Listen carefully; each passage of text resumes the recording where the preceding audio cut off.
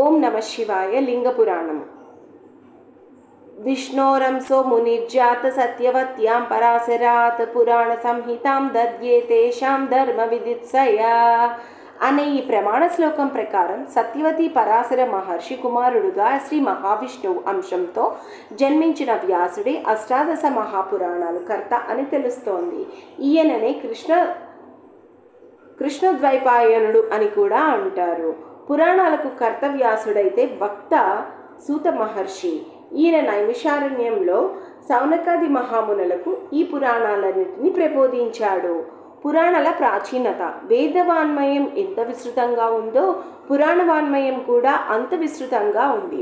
సాధారణంగా లోకంలో వేదాలు అత్యంత ప్రాచీనమైనవని చెబుతారు. అయితే ఈ శ్లోకం వేదాల కన్నా పురాణాలే ప్రాచీనమైనవని చెప్తుంది. పురాణం సర్వశాస్త్రాణం ప్రథమం బ్రాహ్మణాస్మృతం నిత్యం శబ్దమయం పుణ్యం శతకోటి ప్రవిస్తరం అనంతరంచ వక్త్ర్యభ్యా వేదాంతస్య వినిర్గత. పూర్వం బ్రహ్మ నోటి నుంచి 100 కోట్ల శ్లోకాలతో ముందు పురాణాలు బయలుదేరి ఆ తర్వాత వేదాలు బయలుదేరాయట. ఇలా 100 కోట్ల శ్లోకాలతో చతుర్ముఖ బ్రహ్మతో చెప్పబడిన పురాణం మొత్తం ఒక్కటిగానే ఉండేది. అల్పబుద్ధులైన మానవుల కోసం ఆ బ్రహ్మదేవుడే వ్యాసుడి రూపంలో వచ్చి ఆ 1,000,000 శ్లోకాల పురాణాన్ని 4,00,000 శ్లోకాలలోకి కుదించి దాన్ని 18 పురాణాలుగా రచించాడని స్కంద పురాణం చెబుతుంది. పురాణమేకమేవాసీదస్మిన్ కల్పాంతరే నృపా త్రివర్గ సాధనం పుణ్యం శతకోటి ప్రవిస్తరం స్మృత్వా జగదాచ మునిం ప్రతి దేవశ్చతుర్ముఖః చతుర్లక్ష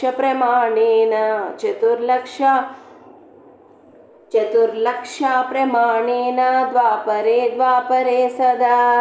రామ్ శివ. తదష్పాద సదా కృత్వా భూర్లోకేస్మిన్ ప్రభాష్యతే. రామ్ శ్రీరామ్. అష్టాదశ పురాణాల మొదటి వక్త స్తోత్ర. అష్టాదశ పురాణాలను మొదటిగా చెప్పిన వ్యక్తుల వారి నుంచి మొదటిసారి విన్న శ్రోతలు ఈ కింద చెప్పిన విధంగా ఉంటారు. అదేవిధంగా ఒక్కొక్క పురాణానికి వక్తృ స్తోత్ర పరంపర వేరు విధాలుగా కూడా ఉంటుంది. పురాణం ఏకల్ప వృత్తాంతం. వక్తృస్తోత్రలు. బ్రహ్మపురాణాన్ని బ్రహ్మకల్పంలో బ్రహ్మం మరీచి మహామునికి బోధించాడు. పద్మపురాణాన్ని పద్మకల్పంలో స్వయంభూమనువు బ్రహ్మకు బోధించాడు. విష్ణు పురాణాన్ని వరాహకల్పంలో పరాశరుడు బ్రహ్మకు బోధించాడు. శివ వాయుపురాణాన్ని శ్వేతకల్పంలో శివుడు వాయువుకు బోధించాడు. భాగవత పురాణాన్ని సారస్వత కల్పంలో విష్ణువు బ్రహ్మకు బోధించాడు. నారద పురాణాన్ని బృహత్ కల్పంలో పూర్వ భాగాన్ని సనకాదులు నారదునికి బోధించారు. ఉత్తర భాగాన్ని వశిష్ఠుడు మందాతకు బోధించాడు. మార్కండేయ పురాణాన్ని శ్వేతవరాహ కల్పంలో మార్కండేయుడు జైమినికి బోధించాడు. అగ్ని పురాణాన్ని ఈశాన కల్పంలో అగ్నిదేవుడు వశిష్ఠుడికి బోధించాడు. భవిష్య పురాణాన్ని అఘోర కల్పంలో బ్రహ్మ మనువుకు బోధించాడు. బ్రహ్మవైవర్త పురాణాన్ని రథాంతర కల్పంలో సావర్ణి నారదుడికి బోధించాడు. లింగ పురాణాన్ని కల్పాంత కల్పంలో పరమశివుడు నారదుడికి బోధించాడు. వరాహ పురాణాన్ని మనుకల్పంలో విష్ణుదేవుడు పృథ్వీకి బోధించాడు. స్కాంద పురాణాన్ని తత్పురుష కల్పంలో స్కాందుడు భూమికి బోధించాడు. వామన పురాణాన్ని కూర్మకల్పంలో బ్రహ్మ పులస్య మహామునికి బోధించాడు. కూర్మ పురాణాన్ని లక్ష్మీ కల్పంలో విష్ణు పులస్య మహామునికి బోధించాడు. మత్స్య పురాణాన్ని సప్తకల్పంలో విష్ణువు మనువుకి బోధించాడు. గరుడ పురాణాన్ని గరుడ కల్పంలో విష్ణువు మనువుకు బోధించాడు. బ్రహ్మాండ పురాణాన్ని భవిష్యకాలంలో మనువుకి బోధించాడు. ఇన్ని పురాణాలు ఉన్నాయి. అసలు పురాణాలు ఎందుకు వినాలి, ఎందుకు చదువుకోవాలి? పురాణ శ్రవణే శ్రద్ధ యస్య స్యాద్భక్తర స్వహాం తస్య సాక్షాత్ ప్రసన్న స్యాత్ శివో విష్ణుశ్చ సానుగః యత్నస్త్వా పుష్కరే తీర్థే యాగే సింధౌ చ సంగమే తత్ఫలం ద్విగుణం తస్య శ్రద్ధాయ వై శృణోతి యః ఏ పఠంతి పురాణాని శృణ్వాంతి చ సమాహితాః ప్రత్యక్షరం లభంత్యేతే కపిలాదానజం ఫలం అపుత్రో లభతే పుత్రం ధనార్థి లభతే ధనం విద్యార్థి లభతే విద్యాం మోక్షార్థి మోక్షమాప్నుయాత్ ఏ శృణ్వాంతి పురాణాని కోటి జన్మార్జితం ఖలు పాపజలంతు తే హిత్వా గచ్ఛాంతి హరిమందిరం. పురాణాలు వినడంలో ఎవరికైతే శ్రద్ధ ఉంటుందో మరియు నిత్యము ఎవరైతే శ్రవణం చేస్తారో అటువంటి వారి విషయంలో శివకేశవులు మరియు వారి గణాలు సంపూర్ణ అనుగ్రహం ప్రసాదిస్తారు. రామ్ శివ. పుష్కర తీర్థాలలో ప్రయాగ మొదలైన నదీ సంగమ క్షేత్రాల్లో స్నానాలు ఆచరిస్తే ఏ విధమైన పుణ్యం పొందగలరో దాని రెట్టింపు పుణ్యము పురాణ శ్రోతలకు లభిస్తుంది. భక్తి శ్రద్ధలతో పురాణ పఠన శ్రవణాలు చేసేవారు కపిల గోవును దానం చేస్తే కలిగే పుణ్యరాశిని పొందగలరు. పుత్రులు లేనివారు పుత్రులను, దరిద్రులు ధనాన్ని, విద్యార్థులు విద్యను, మోక్షగాములు మోక్షాన్ని పొందగలరు. పురాణ శ్రోతలు తమ కోటి జన్మల పాపాలను దూరం చేసుకుని చివర్లో శ్రీమన్నారాయణమూర్తి సాయుధ్యం పొందగలరు. రామ్ శివ. పురాణ వైభవం. అష్టాదశ పురాణానాం నామధేయాని యః పఠేత్ త్రిసంధ్యాం జపేత్ నిత్యం సో స్వమేధ ఫలం లభేత్.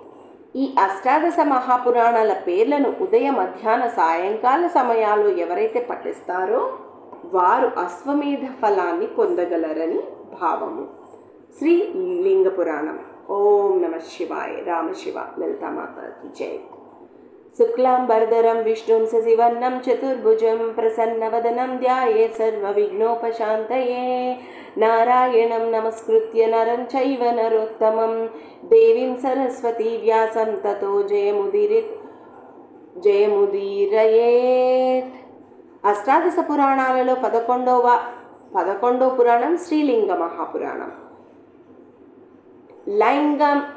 లైంగం తు గుల్ఫకం దక్షం అన్న వాక్యాన్ని బట్టి ఈ పురాణ పురుషుడైన శ్రీమన్నారాయణుడి కుడి చీలమండంగా వర్ణించబడింది. తదేకాదశ సహస్రం హారమహాత్మత్య సూచకం అనే మాట ప్రకారం ఈ పురాణంలో మొత్తం 11,000 శ్లోకాలు ఉన్నాయి. ఈ పురాణం పూర్వార్ధం, ఉత్తరార్ధం అని 2 భాగాలుగా రచించబడింది. పూర్వార్ధంలో 108 అధ్యాయాలుండగా ఉత్తరార్ధంలో 57 అధ్యాయాలు ఉన్నాయి. పరమేశ్వర తత్వాన్ని సంపూర్ణంగా వివరించే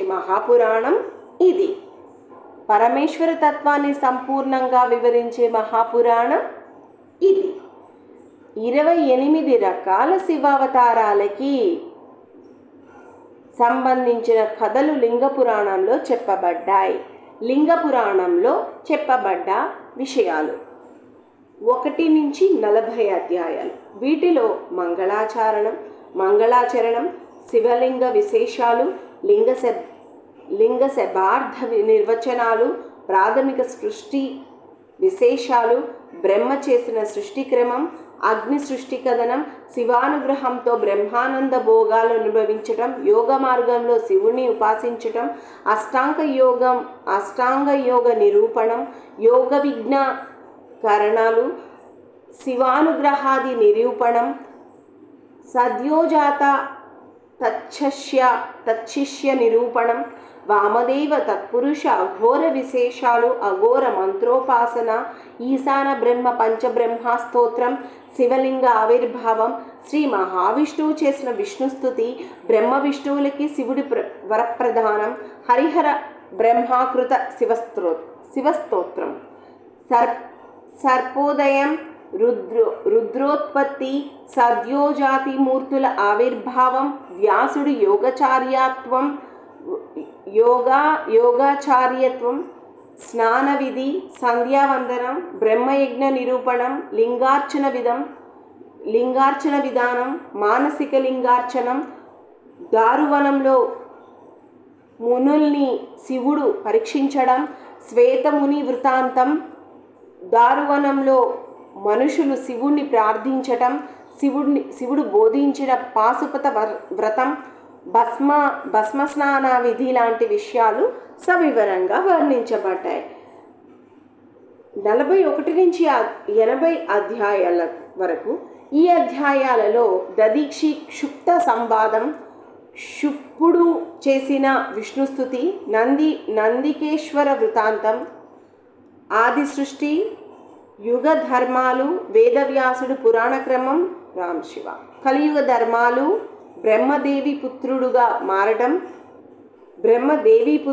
మారడం, శిలాదమునికి శివుడు పుత్రుణ్ణి ప్రసాదించడం, నందికేశ్వరుడు శివానుగ్రహాన్ని పొందటం, నందికేశ్వరుడికి గణాధిపత్యం, శివుడి సర్వాత్మభావం, భూలోకంలో ఉన్న సప్తద్వీపాలు, జంబుద్వీపాల్లో ఉన్న వర్షాలు, అగ్ని దృఢీవంశం, మేరుపర్వత వైశాల్యం, జంబుద్వీప వర్ణనం, ఇంద్రాదుల పట్టణాలు, పరమేశ్వరుడి 4 స్థానాలు, గంగా నదులు ఉత్పత్తి,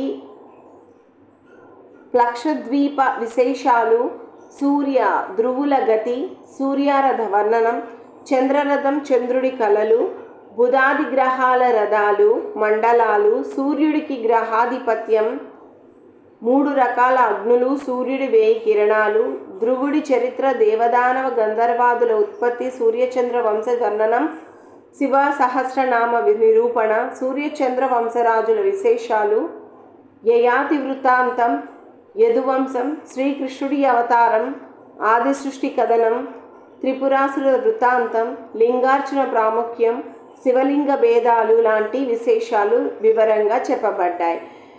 81 నుండి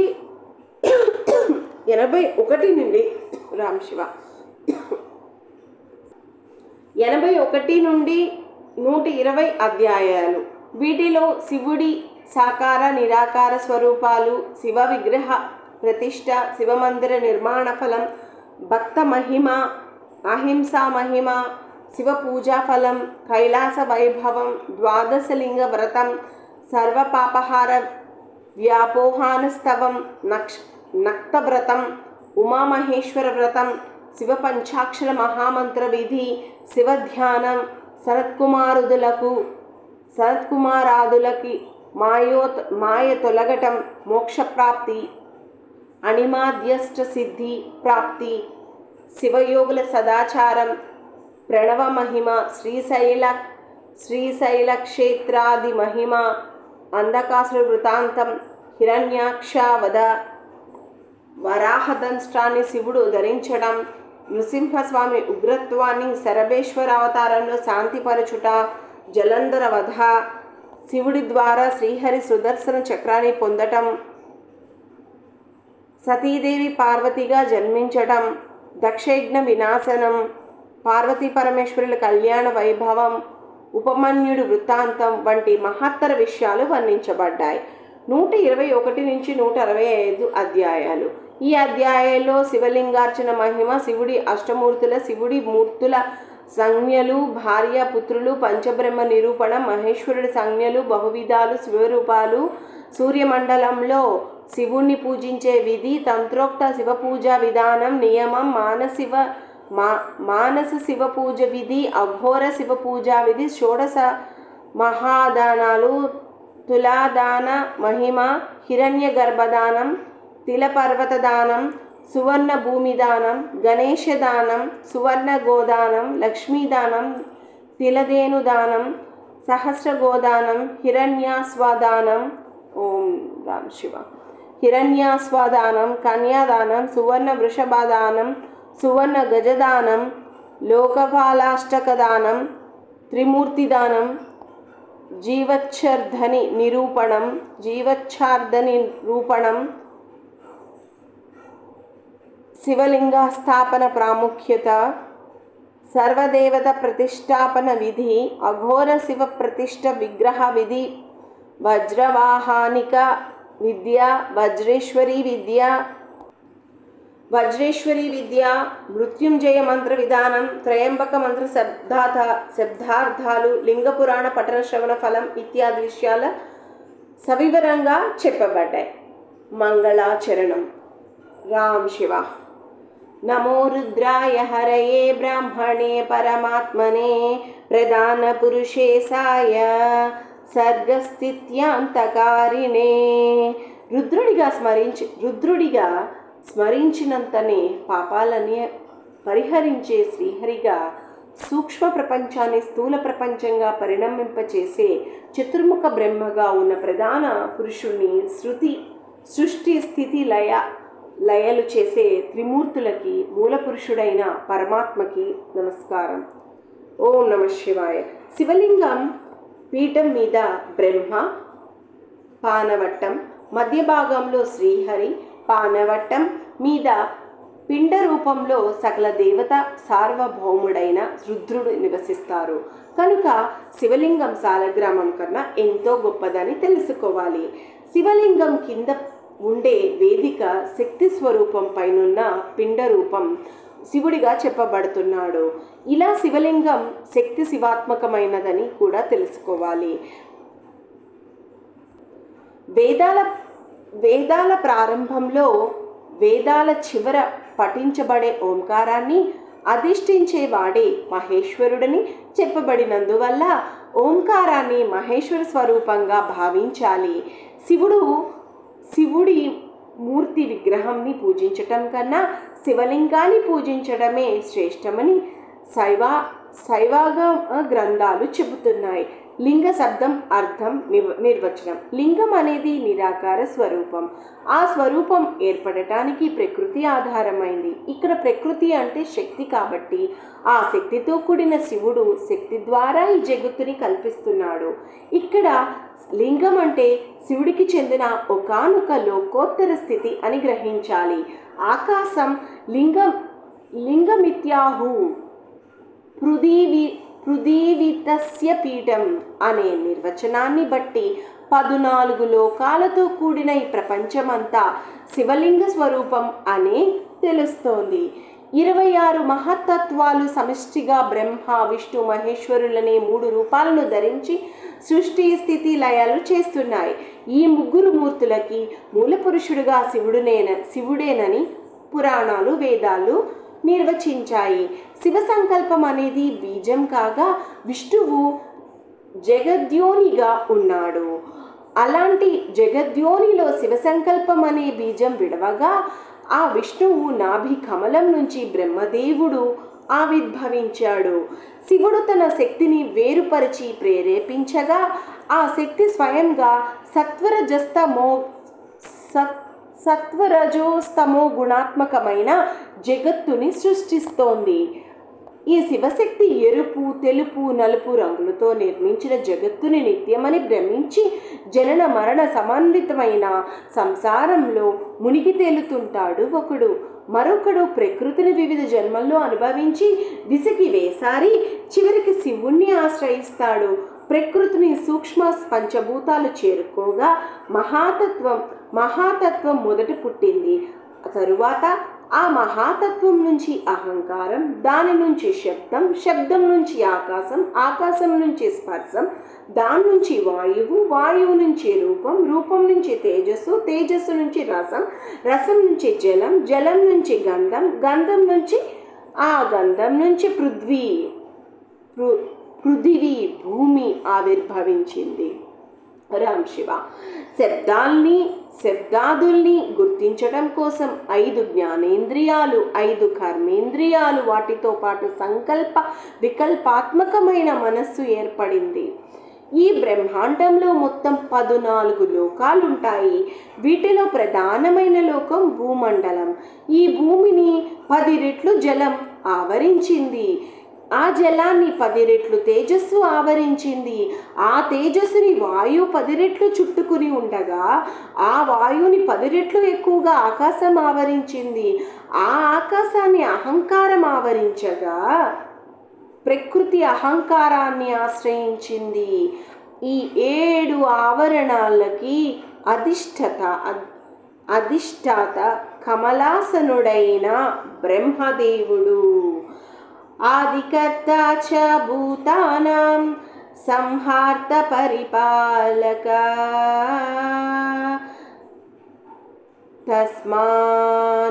తస్మాన్మాహేశ్వరో దేవో బ్రహ్మణోధిపతి శివః.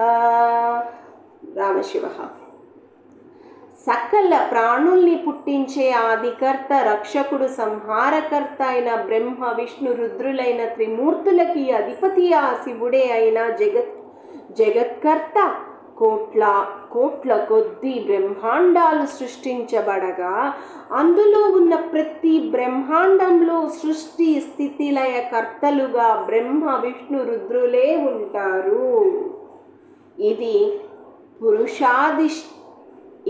పురుషాధిష్ఠిత అయిన ప్రకృతి ద్వారా జరిగే ప్రాథమిక సృష్టి విశేషాలు. ప్రాథమిక సృష్టి జరిగిన ప్రారంభ సమయాన పగలు అని, ఆ సృష్టి ముగిసిన కాలాన రాత్రి అని అంటారు. రామ్ శివ.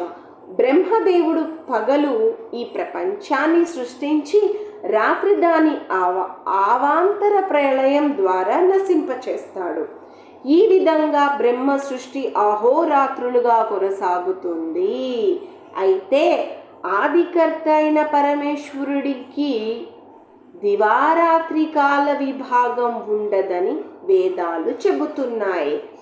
బ్రహ్మదేవుడు ఉదయకాలంలో దేవతలు, ప్రజాపతులు, మహర్షులు వ్యక్తంగా ఉంటారు. ఆయన రాత్రి కాలంలో వారంతా సూక్ష్మ రూపంలో దాగి తిరిగి ప్రభాత సమయంలో జన్మిస్తారు. బ్రహ్మదేవుడి పగటి కాలాన్ని కల్పమంటారు. ఈ పగలు ఎంతో, రాత్రి కూడా అంతే ఉంటుంది. కృతయుగం, త్రేతాయుగం, ద్వాపరయుగం, కలియుగం అని యుగాలు మొత్తం 4.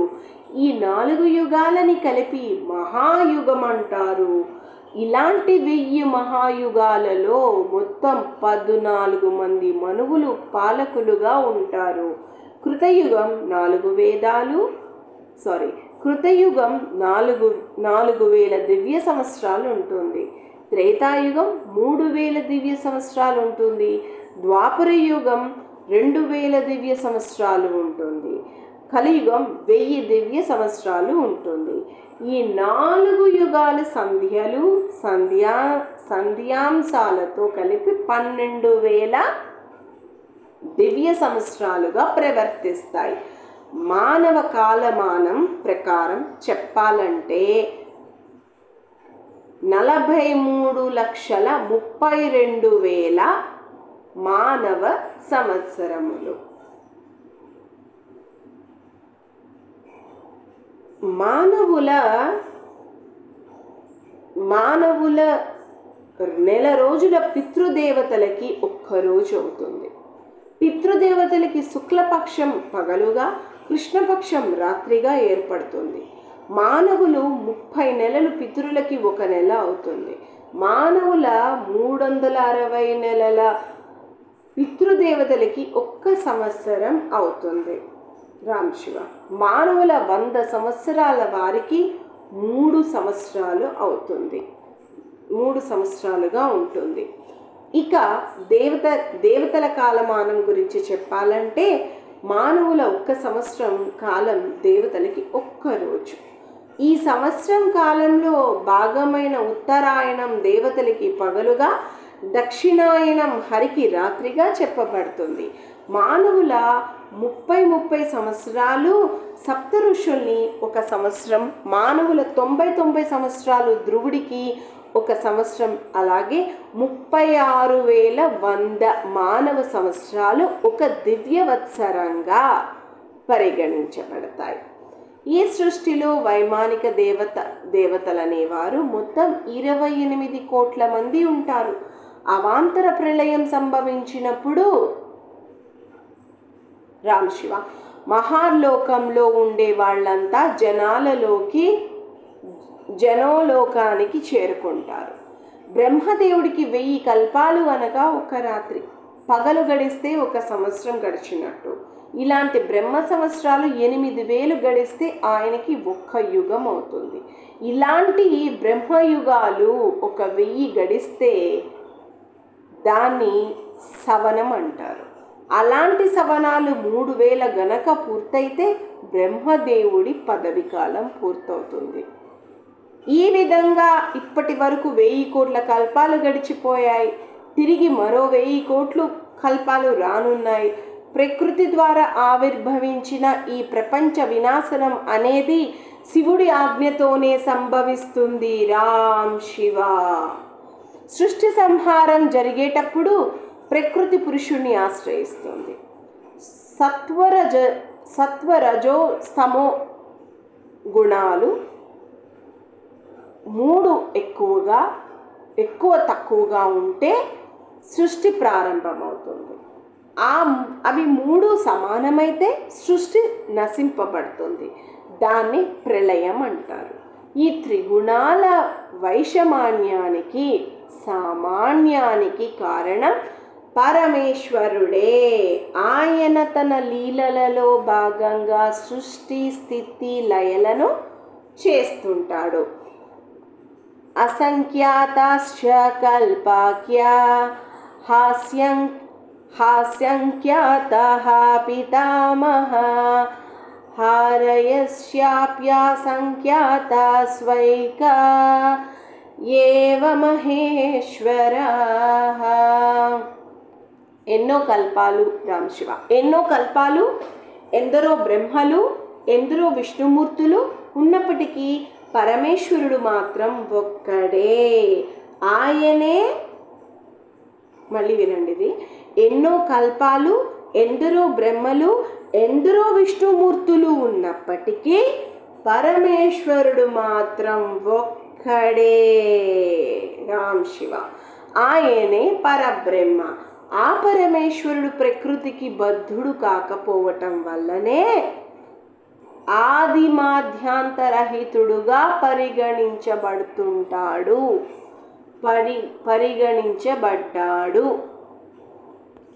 ఈ చరాచర ప్రపంచమంతా ప్రళయంలో నశించి మొత్తం జలమయమైపోగా ఆ నీళ్లలో బ్రహ్మదేవుడు ప్రయాణించి నారాయణుణ్ణి శరణు వేడాడు. నారాయణుడు తిరిగి నూతన సృష్టి ప్రారంభం కావాలని భావించి నీళ్లల్లో మునిగిపోయిన భూమిని వరాహ రూపంతో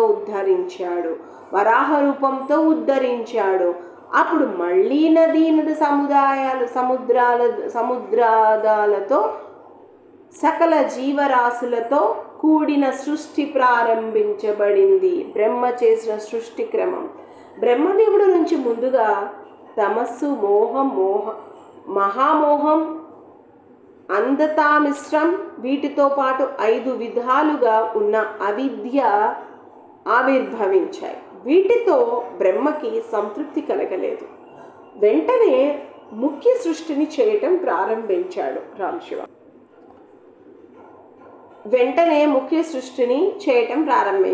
ముఖ్య సృష్టిలో భాగంగా ముందుగా వృక్షాలని, తరువాత అడ్డంగా నడిచే జంతువుల్ని, వాటి తర్వాత ఊర్ధ్వ మార్గంలో సంచరించే దేవతల్ని సృష్టించాడు. వారి తర్వాత ఈశ్వరానుగ్రహాన్ని సంపాదించే నేర్పు కలిగిన మానవులు,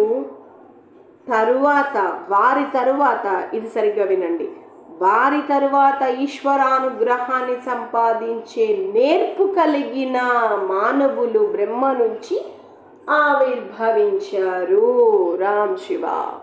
పంచభూతాలు, పంచతన్మాత్రాలు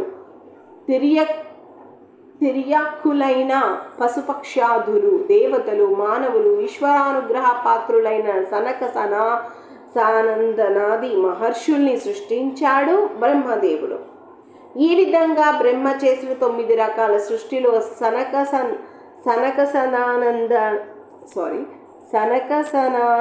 సనకసనందనాది మహర్షులు బ్రహ్మ మనస్సు నుంచి మొదటిసారిగా జన్మించారు. వారు జ్ఞానయోగనిష్ఠులై పరమేశ్వరారాధనతో లీనమైపోయారు. బ్రహ్మదేవుడు శివధ్యాన యోగం చేసిన మహిమతో 9 మంది ప్రజాపతుల్ని సృష్టించాడు. వారే మరీచి, భృగువు, అంగీరసుడు, పులస్త్యుడు, పూలహుడు, క్రతువు, దక్షుడు, అత్రి, వశిష్ఠుడు. ఈ 9 మందిని నవవిధ ప్రజాపతులంటారు. వారంతా వేదాంగ పారంగతులు, బ్రహ్మతో సమానులు. అలాగే సంకల్పం, ధర్మంతో కలిసి ఉండే అధర్మ మార్గం అనే మూడింటితో కలుపుకుంటే మొత్తం బ్రహ్మ మానస పుత్రులు 12 మంది. రామ్ శివ.